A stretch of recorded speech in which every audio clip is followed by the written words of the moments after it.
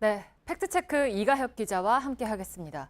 북한에 있는 우라늄 공장에서 나온 방사성 폐기물이 서해로 흘러나온다.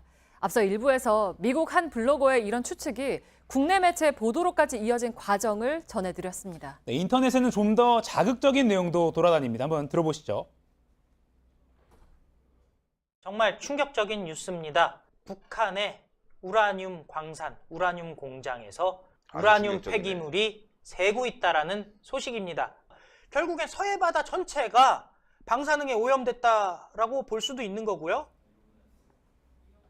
네, 저런 내용을 접하면 당장 불안할 수가 있겠죠. 저희가 앞서 김소현 기자 리포트로도 전해드렸던 게 그 보도 내용이 사실과는 좀 달랐다는 거였는데요. 지금부터 하나하나 살펴보겠습니다. 이가혁 기자, 네. 어떤가요?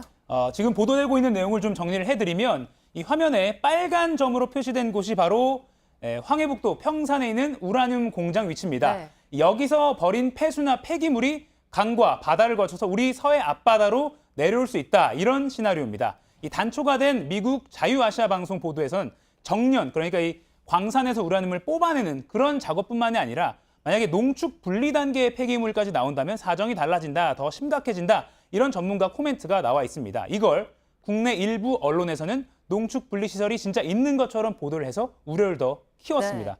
하지만 사실과 다릅니다. 네.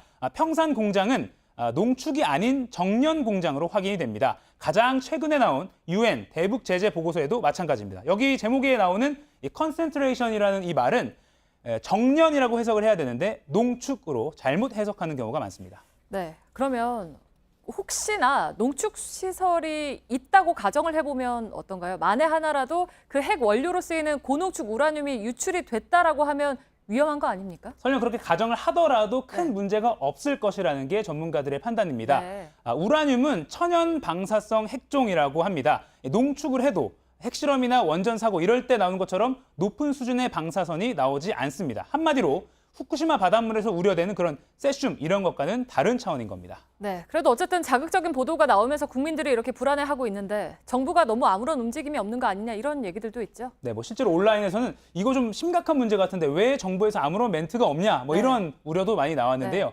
저희가 파악을 해보니까 지난주 처음 보도가 나간 이후에 원자력안전위원회와 또 한국원자력안전기술원이 조사에 나섰습니다. 위험성은 크지 않지만 국민 불안을 해소하는 그런 차원으로 보입니다.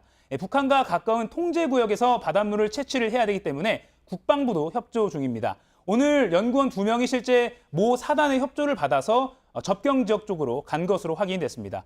분석까지는 2주가량이 걸릴 예정이라서 아마 다음 달 초쯤이면 결과가 나올 것으로 보입니다. 네, 그러면 바닷물 시료를 가져오면 그 성분은 이제 어떻게 확인을 합니까? 네, 접경 지역에 총 6군데에서 바닷물을 떠서 시료를 가져올 예정인데 네. 이걸 유도 결합 플라즈마 분석 장비라는 것에 넣으면 어떤 성분이 얼마나 들어있는지를 알 수가 있습니다. 그냥 자연 상태에서도 암석 같은 곳에서 아주 적은 양의 우라늄은 들어있기 때문에 다른 지역의 평상시 바닷물과 비교를 하게 됩니다. 네, 알겠습니다. 팩트체크 이가혁 기자였습니다.